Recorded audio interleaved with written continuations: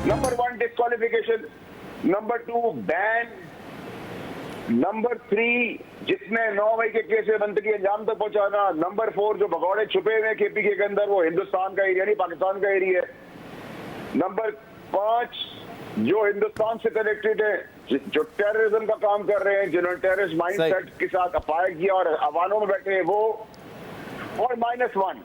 अच्छा, -1 नहीं तो पीटीआई कंप्लीटली माइनस। -1 ना किया तो पूरी पीटीआई माइनस हो जाएगी। अब एक नई सियासी इस्तिलाह सामने आई है जो है ऐसी की तैसी। सेनेटर फैसल बांडा की जियो न्यूज़ के प्रोग्राम नया पाकिस्तान में बातचीत, कहा -1 मान लें और घर जाएं। अब एक्शन पर डबल रिएक्शन होगा। DGISPR की प्रेस कॉन्फ्रेंस के बाद बहुत सारे लोग सरेंडर कर चुके हैं। बानी पीटीआई की बहनों ने ऐसा काम कर दिया जो हुकूमत को मालूम ही नहीं था। उनकी बहनों ने उनकी कमज़ोरी बता दी कि अगर कोई बानी से ना मिले तो फ्रस्ट्रेटेड हो जाते हैं। मुस्तफा नवाज़ खोखर ने कहा कि पाकिस्तान की सियासत से किसी को माइनस करना अवाम का इख्तियार है। बानी पीटीआई से सियासतदानों की मुलाकात का सिलसिला बहाल किया जाए तो डायलॉग का सिलसिला शुरू हो सकता है। सियासत में रास्ता हमेशा डायलॉग के जरिए निकलता है, हमें एक दूसरे के साथ बैठना पड़ेगा।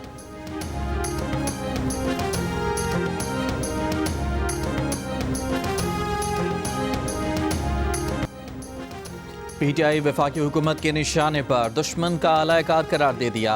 वफाकी वज़ीर इत्तलात अताउल्लाह तारर ने कहा कि 9 मई को पीटीआई को शिकस्त दी, 10 मई को भारत को हराया।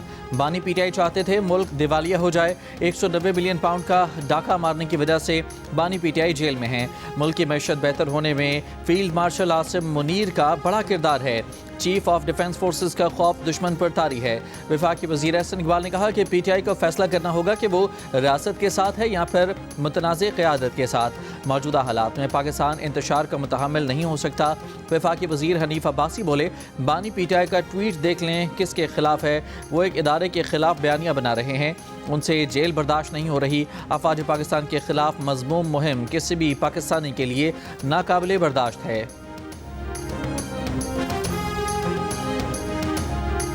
वज़ीर आला खैबर पख्तूनख्वा सुहेल आफरीदी ने कहा है कि खैबर पख्तूनख्वा में गवर्नेंस है तो आवाम ने तीसरी बार मुंतखब किया। गवर्नेंस वहाँ नहीं जहाँ IMF ने चार्जशीट दी है। 5300 अरब कोई अपनी जेब से नहीं लाया, अवाम के टैक्स का पैसा है। एलीट माफिया और मुल्क पर काबिज लोगों ने ये पैसे चुराए, ये पैसे हम आपको खाने नहीं देंगे। ये कहते हैं खैबर पख्तूनख्वा सिक्योरिटी मामलात पर संजीदा नहीं, हमारा कसूर नहीं, आप अपनी पॉलिसियाँ तब्दील करें, पाकिस्तान के मफाद में जो होगा हम साथ देंगे। पेशावर में पीटीआई के जलसे से खिताब करते हुए असद कैसर का कहना था कि 26वीं और 27वीं आईनी तरमीम के जरिए अदालतों को महकूम बनाया गया, इसके खिलाफ पूरी कौम खड़ी होगी। अफगानिस्तान के साथ हमारे जो हालात हैं ये हमारी बॉर्डर पॉलिसी की नाकामी है। हम वफाकी हुकूमत से मुतालबा करते हैं कि अमन को मौका दिया जाए।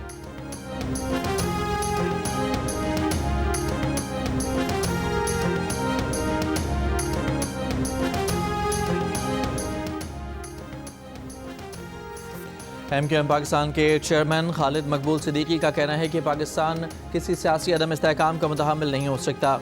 सियासी इख्तलाफात हो सकते हैं लेकिन जब मुश्किल पड़ती है सब साथ खड़े होते हैं।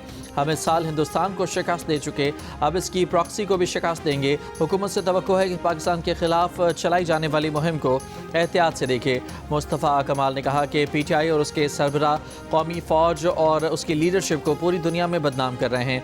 इतने नापाक इल्ज़ामात के बावजूद फ़ौज सिर्फ बात कर रही है। शुक्र करें फ़ौज प्रेस कॉन्फ्रेंस करके आपके करतूतों को बता रही है।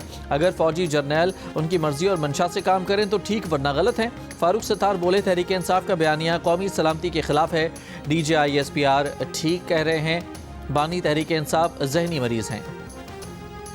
वफाकी वज़ीर अब्दुल अलीम खान ने कहा है कि सोशल मीडिया पर बकवास करने वालों का मुहासबा किया जाएगा। छोटे सूबे ज़रूर बनेंगे, सूबे बनने से इंतज़ामी कंट्रोल मजबूत होगा। सिंध और पंजाब में 3-3 सूबे बनाने से आवाम को फ़ायदा होगा। बलूचिस्तान और KP में भी 3-3 सूबे बनाए जा सकते हैं। फैसलाबाद में वर्कर्स कन्वेंशन से खिताब।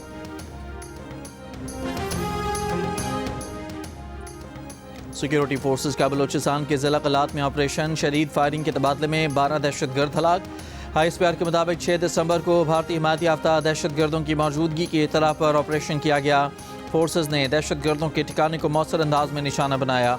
हलाक दहशतगर्दों से असलहा, गोला बारूद और बारूदी मवाद भी बरामद किया गया। सदर मुमलिकत, वज़ीर आज़म और वज़ीर दाखिला मोहसिन नकवी का क़लात में फ़ितनल हिंदुस्तान के दहशतगर्दों के खिलाफ कामयाब कार्रवाई पर सिक्योरिटी फोर्सेस को खिराज तहसीन। बलूचिस्तान में कोई मिलिट्री ऑपरेशन नहीं हो रहा, सूबे में इंटेलिजेंस बेस्ड ऑपरेशन हो रहे हैं। वज़ीर आला बलूचिस्तान सरफराज बुगटी का कहना है कि 2018 में कलअदम TTP की तरह बलूचिस्तान के दहशतगर्दों को भी जेलों से रहा करके दोबारा बसाया गया। ये दहशतगर्द आज भी रियासत से लड़ रहे हैं, मासूम लोगों का खून बहा रहे हैं। क्या दहशतगर्दों से मुसालहत की पॉलिसी माफ़ी के काबिल है? क्या दहशतगर्दों को इस्लामाबाद तक पहुँचने की इजाज़त दे दें? सरफराज बुगटी ने कहा कि पाकिस्तान की रियासत आर्म फोर्सेज और फील्ड मार्शल के खिलाफ बयानिया बनाया गया। सोहेल आफरीदी का ओहदा उन्हें इजाज़त नहीं देता कि इस बयानी का हिस्सा बने। हर वक्त एहतजाज छोड़कर वो किरदार अदा करें जिससे खैबर पख्तूनख्वा के अवाम को रिलीफ मिल सके।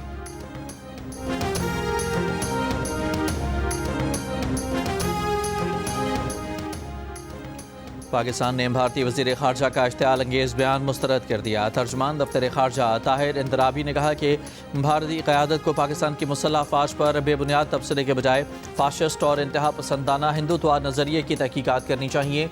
भारत और उसकी क़यादत मजहब के नाम पर परवान चढ़ने वाली दहशत से यरगमाल बन चुकी है। मई 2025 में पाकिस्तान की मुसल्लह अफ़वाज ने पेशावराना महारत, अज़्म और ज़िम्मेदारी से भारतीय जारहियत का मौसर जवाब दिया। कोई भी प्रोपेगेंडा इस हकीकत को झुटला नहीं सकता।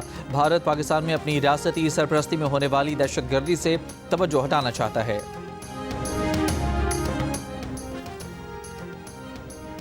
वज़ीर आज़म शहबाज शरीफ की जाती उम्रा में सदर मुस्लिम लीग नून नवाज शरीफ से मुलाकात। वज़ीर आला पंजाब मरियम नवाज भी शरीक थीं। मुलाकात में मुल्क की सियासी सूरत हाल पर भी गुफ्तगू की गई। पंजाब में नए ट्रैफिक कवानीन के नफाज पर एहतजाज। ट्रांसपोर्ट एसोसिएशन का आज पूरे पंजाब में ट्रांसपोर्टर्स की हड़ताल का ऐलान। इंट्रासिटी, बैनुज़िलाई और बैनुसूबाई ट्रांसपोर्ट बंद रहेगी। ट्रांसपोर्टर्स और पंजाब हुकूमत।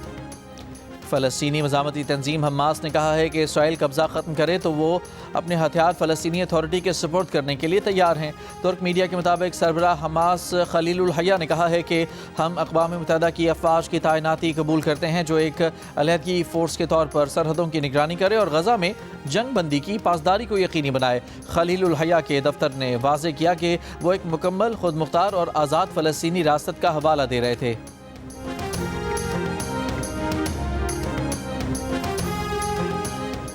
गज़ा में जंगबंदी के बाद से अब तक इसराइली हमलों में 373 फ़लस्तीनी शहीद, 900 से ज़ायद ज़ख्मी हो चुके। महकमा सेहत के मुताबिक गज़ा में ज़रूरी अद्वियात की कमी है। 70% लेबॉर्ट्रीज़ में कोई सहूलत मौजूद नहीं। के मुज़ाकरात का पहला दौर नाकाम रहा। ट्रांसपोर्टर एसोसिएशन के मुताबिक मुज़ाकरात का अगला दौर आज दोपहर 2 बजे होगा।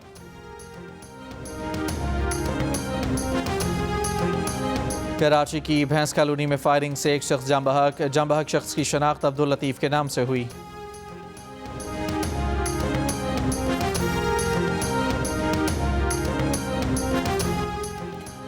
मदीना मुनव्वरा और मुल्हिका इलाकों में गरज चमक के साथ बारिश।